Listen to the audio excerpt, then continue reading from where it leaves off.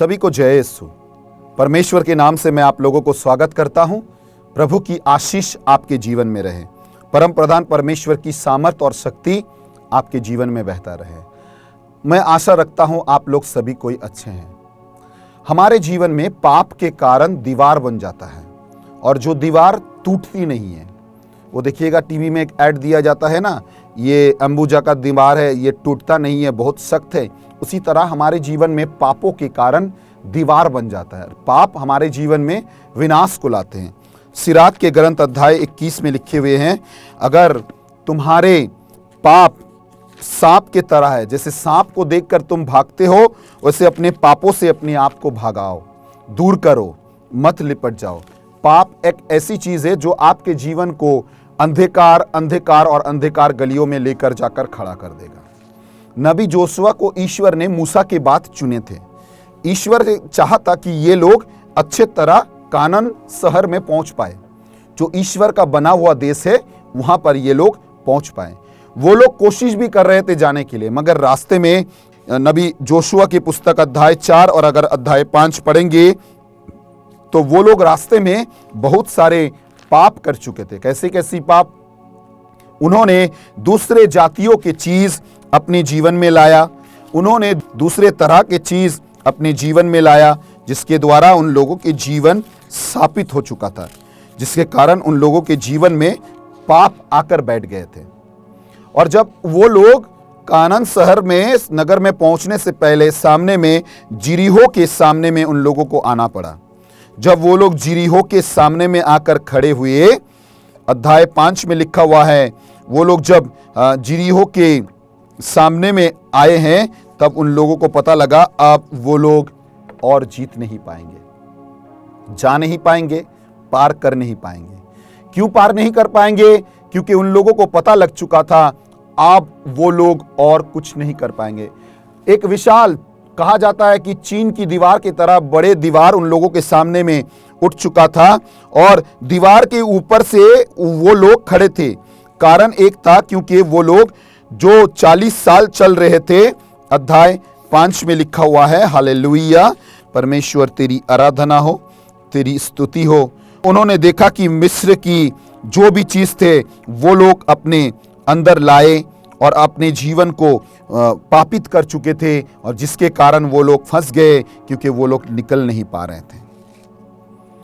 उस समय प्रभु ने उन लोगों की आंखें खुली और वो लोग देखने पाए, अरे हम लोग कहां पर आकर खड़े हो गए, यहां से तो हम लोग निकल नहीं पाएंगे। तब जोशुआ से ईश्वर ने कहा, तुम्हारे पाप के कारण तुम लोग यहां पर खड़े हो चुके हो। मैं तुम लोगों से कहता हूं, हर दिन सुबह उठो और जाजक को लो और इस नगर की प्रदक्षिण करो। हर दिन 7 बार इस नगर की प्रदक्षिण करोगे। पूरे 6 दिन तुम लोग इस नगर को घूमोगे और उसके बाद मैं तुम्हें कहूंगा तुम्हें क्या करना पड़ेगा। सुनिए प्रियजन, जब हमारे पाप बड़े हो जाते हैं, तब प्रभु की प्रार्थना और आराधना के साथ उस हमारे पापों के चारी ओर एक बेड़ा लगाना चाहिए। आप जानते हैं कोई दीवार को तोड़ने के लिए क्या किया जाता है? बहुत सारे जन ऊपर से तोड़ते हैं, मगर आपको पूरा दीवार एक साथ तोड़ना है तो देखिएगा नीचे से खुदाई होता है। आप पूछेंगे, अरे ब्रदर क्यों नीचे से खुदाई होता है? क्योंकि आपको अगर पूरा दीवार तोड़ना है तो देखिएगा नीचे से खोदते हैं कि नीचे से मारे वो पूरा दीवार गिर जाए। आमीन।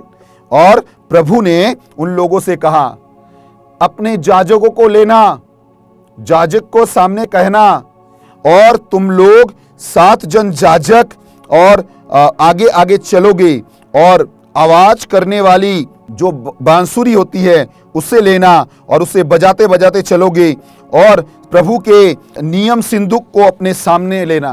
अब जानते हैं हमारे कैथोलिक कलीसिया में उस जीवित रोटी को हम लोग सामने लेकर चलते हैं। वही जीवित रोटी के बारे में प्रभु हमें और आपको आज बता रहा है कि उसे सामने लेकर चलना। जब तुम आगे आगे चलोगे, पीछे पीछे सब कोई चलेगा, जान लो एक समय आएगा तुम्हारा वो दीवार, वो परेशानी का दीवार, वो कष्ट का दीवार गिर जाएगा। आमीन। आपके तकलीफों का दीवार गिर जाएगा। हम लोग अपने जीवन को समझते नहीं हैं, इसीलिए परमेश्वर के नाम को जानते नहीं हैं, इसीलिए हम लोग आराधना करना नहीं चाहते हैं। मुझे याद है हमारे शहर पर एक चर्च के लिए हम लोग प्रार्थना सभा की आयोजन की गई थी, और जब प्रार्थना सभा जिस दिन थी उससे एक दिन पहले बहुत बारिश हुई। इतनी बारिश हुई कि जहाँ पर सभा की आयोजन की गई थी वो पूरे मैदान पानी से भर चुका था। इतने पानी थे कि पैर रखने से भी पानी पैर में लग रहा था, पैर अंदर चला जा रहा था, इतनी पानी थी। जो जाजक थे उस जाजक ने कहा, चलो हम लोग दिव्य ज्योति की आराधना करते हैं और इस पूरे पंडाल की प्रदक्षिण करेंगे।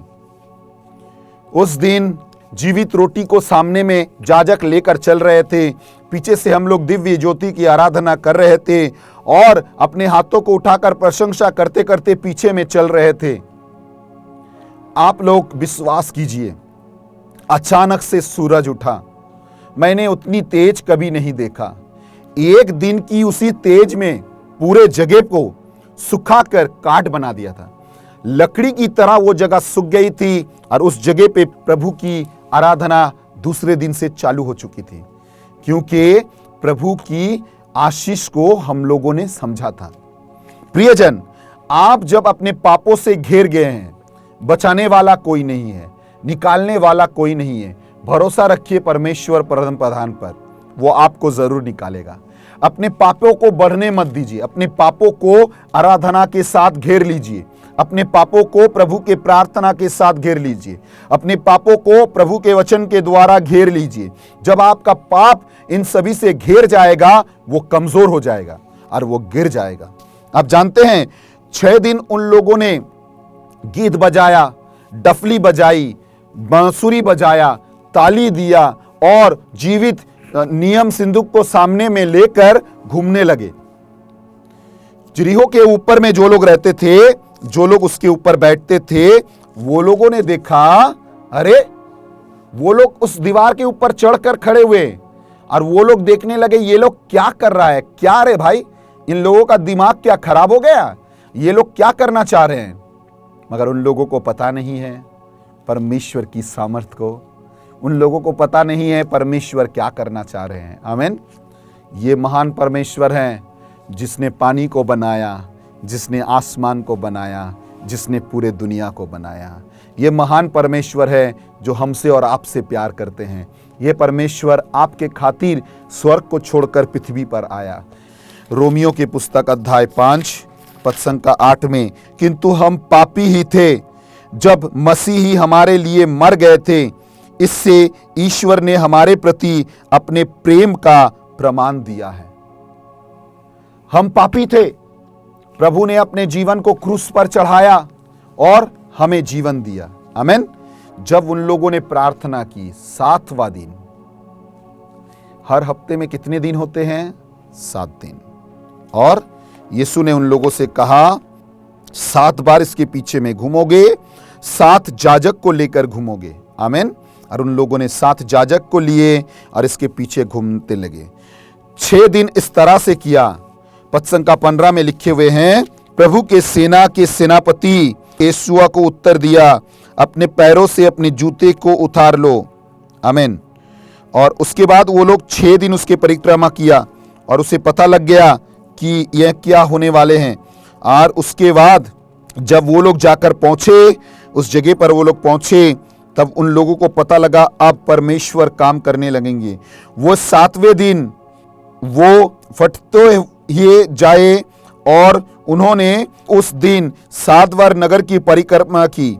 जब जाजकों ने 7वीं बार तूरिया बजाई तो यहोशुआ लोगों से कहा, ललकारो, प्रभु ने तुमको ये नगर दिया है, प्रभु के नाम पर ये नगर और जो कुछ इसे में है सब नष्ट कर दिया जाए। और उस समय उन लोगों ने देखा, आमीन, उन लोगों ने देखा वो पूरे दीवार जो वो लोग धन्यवाद दे रहे थे, प्रार्थना कर रहे थे, उसी समय वो पूरा दीवार गिर गए। सिर्फ उसमें से एक व्यक्ति को बचाया गया और पूरा दीवार गिर गया और कहते हैं प्रभु उस पूरे दीवार में पीछे में जितने भी जन थे सब कोई एक साथ मर गए थे। प्रियजन, हमारे और आपके पाप जब हमारे और आपके जीवन में बहता रहेगा, जब हम और आप प्रार्थना के द्वारा प्रभु के करीब आएंगे, विश्वास के साथ परमेश्वर से जुड़े रहेंगे, अपने गुनाहों के लिए माफ़ी मांगेंगे, परमेश्वर परम प्रधान शक्तिमान परमेश्वर वो हमारे और आपके जीवन को आशीषमय करेंगे, हमारे और आपके जीवन में शक्ति और सामर्थ को लाएंगे। तब जब आपको पता लग जाएगा आपका परमेश्वर जीवित खुदा है। आमीन, हालेलुया, एक साथ हालेलुया। बहुत सारे जन इस वचन को नहीं जानते हैं, इसीलिए उन लोगों को पता नहीं है उनके परमेश्वर उसके जीवन में क्या कर सकता है। मैं इसीलिए आप लोगों को बता रहा हूं क्योंकि आपको पता लगना चाहिए आपका परमेश्वर आपके लिए कितना महान है, कितना महान है और कितना महान है। आमीन। जब आपको पता लग जाएगा आपके परमेश्वर आपके लिए कितने महान हैं, तब आपको दूसरा कुछ नहीं करना पड़ेगा, क्योंकि आपके परमेश्वर आपके लिए जीवन को प्रदान करेंगे। पहला राजावली के ग्रंथ अध्याय 18, पहला राजावली के ग्रंथ अध्याय 18 बहुत ही सुंदर एक घटना लिखी हुई है कि वहाँ पर जब एलियो पहुँचे, एलियो ने देखा लोग दूसरे किसी का पूजा कर रहे हैं और एलियो ने उन लोगों से कहा, क्या कर रहे हो? उन लोगों ने एक वेदी बनाया जिस वेदी पर बछड़े को चढ़ाया और वो लोग बछड़े को बलिदान करने के लिए सोच रहे थे। एलियो ने भी देखा बहुत सारे लोग उसे छोड़कर चले गए, मगर एलियो ने कहा, ठीक है, तुम लोग बहुत सारे जन हो, पहले तुम लोग कोशिश कर लो, उसके बाद मैं देखूंगा। और कहा जाता है बहुत सारे लोग उन लोगों के साथ में थे जो लोग प्रार्थना कर रहे थे। सुबह से लेकर दोपहर हो गया। एलियो उन लोगों से कहा, शायद तुम्हारा ईश्वर सोया हुआ है, शायद तुम्हारा परमेश्वर सुन नहीं पाता है। आप नहीं जानते हैं आपका परमेश्वर सुन पाता है, आपका परमेश्वर देख पाता है। नबी ईसाइयाह के ग्रंथ अध्याय 65 पद संख्या 24 में उसने कहा, उनके दुहाई देने से पहले ही मैं उन्हें उत्तर दूंगा, उनकी प्रार्थना पूरी होने से पहले ही मैं उसे स्वीकार करूंगा। तुम बोलने से पहले ही मैं तुम्हारे प्रार्थनाओं को पूरा करूंगा, तुम मांगने से पहले ही तुम्हारे प्रार्थनाओं का उत्तर दिया जाएगा। जान सक रहे हैं ना, प्रभु ने कहा, नबी ईसाइयाह के ग्रंथ में ही लिखा हुआ है 59 पद संख्या 1 और 2 में है, प्रभु का हाथ बचाने में सामर्थ है, उसका कान बहरा नहीं है, वो सुन सकता है। प्रभु का हाथ बचाने में सामर्थ है, छोटा नहीं है, और प्रभु का कान बहरा नहीं है कि वो सुन नहीं पाता है, वो सुनता है जब तुम प्रार्थना करते हो, जब तुम मांगते हो, जब तुम उससे बोलते हो। आमीन। और जब एलियो ने उन लोगों से कहा, चिल्लाओ चिल्लाओ और चिल्लाओ, पुकारो, शायद तुम्हारे राजा तुम्हारे परमेश्वर सो गए हैं, शायद तुम्हारे परमेश्वर को सुनाई नहीं दे रहा है, शायद तुम्हारे परमेश्वर के कान में रुई लगी हुई है, क्योंकि उसे पता था अब एलियो क्या करने वाले हैं। अकेला एलियो शाम के वक्त में खड़े होकर अकेला एलियो ईश्वर को बुलाने लगे। आमीन। एलियो ने उन लोगों से कहा, कब तक तुम लोग दो नाव पर पैर देकर चलोगे? अध्याय 18, हालेलुया, एक साथ कहिए हालेलुया। तब एलियो ने जनता के सामने आकर कहा, तुम लोग कब तक आगा और पीछा करते रहोगे? यदि प्रभु ही ईश्वर है तो उसी के अनुयायी बनो, और यदि बाल ईश्वर है तो उसी के अनुयायी बनो। किंतु लोगों ने उसकी कोई उत्तर नहीं दिया, लोगों ने कोई उत्तर नहीं दिया। लोगों को समझ आ गई हम और कुछ कर नहीं पाते हैं। वो लोग कोशिश कर रहे थे, और वो लोग अपने तरह से प्रार्थना कर रहे थे, मगर उस प्रार्थना के द्वारा उन लोगों के जीवन में कोई भी शक्ति नहीं आई। वो जो वेदी उन लोगों ने सजाया, वो वेदी उसी तरह गिरे हुए थे। और उसने कहा कि तुम लोग और जोर से चिल्लाओ, शायद तुम्हारा ईश्वर सुन नहीं पा रहा है। पद संख्या 28 और 29 में लिखा हुआ है, और वो लोग चिल्ला रहे थे। पद संख्या 36 में अगर आएंगे तब आपको पता लग जाएगा। सांधे पर के समय नबी एलियो ने आगे बढ़कर कहा, उसने प्रार्थना की। ये प्रार्थना मैं आप लोगों के लिए भी करना चाहता हूं। इब्राहिम, इसहाक और इज़राइल के ईश्वर, मेरे साथ कहिए, इब्राहिम, इसहाक और इज़राइल के ईश्वर, आज ये दिखाने की कृपा कर कि तू इज़राइल का ईश्वर है और ये कि मैं तेरा सेवक हूं। बोलिए प्रभु से, प्रभु आज तू ये दिखा दे सभी को कि मैं तेरा सेवक हूं, तू इज़राइल का परमेश्वर है। ये सब तेरे आदेश के अनुसार किया है, ये सब तेरे आदेश के अनुसार किया है। और उसने कहा, मेरी सुन प्रभु, मेरी सुन, जिससे ये प्रजा स्वीकार करे कि तू प्रभु सच्चा ईश्वर है। प्रभु आज मैं तुझे बता दे, आज मैं दूसरे को बताना चाहता हूं, दूसरे को मालूम हो कि तू जीवित खुदा है, दूसरे को पता लग जाए तू ही खुदा है, तू ही खुदा है और तू ही खुदा है। दूसरे को मालूम हो जाए तेरे सिवा और कोई परमेश्वर नहीं था, नहीं होगा और नहीं हो सकता है। आमीन। यिर्मयाह के पुस्तक अध्याय 32 पद संख्या 17 में लिखा हुआ है, प्रभु ईश्वर, तूने ही अपने महान सामर्थ और बहुबल से स्वर्ग और पृथ्वी को रचना की है।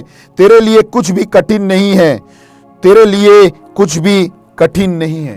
तू जीवित परमेश्वर है, तू सब कुछ कर सकता है, तेरे द्वारा सब कुछ हो सकता है। और उसने कहा, इस प्रकार तू इसका हृदय फिर अपने और अनुन्य कर दे। जब उन लोगों ने प्रार्थना की, जब उन लोगों ने पुकारा, जब प्रभु से बुलाया, तब एलियो की प्रार्थना प्रभु ने सुना। इस पर जानते हैं क्या हुआ था? इस पर प्रभु की आंख स्वर्ग से उतर कर आई। आमीन। आपके प्रार्थना के द्वारा प्रभु की आंख आपके ऊपर में भी उतर कर आएंगी। आप जानते हैं प्रभु की आंख कब उतरा था? जब 120 जन चेले लोग और माता मरियम बैठकर उस घर में प्रार्थना कर रहे थे। हालेलुया। प्रेरितों की पुस्तक अध्याय 1, जब वो लोग प्रार्थना कर रहे थे तब क्या हुआ था? हमें और आपको अच्छी तरह से मालूम है कि वो लोग बैठकर उस ऊंचे घर में प्रार्थना कर रहे थे। हालेलुया।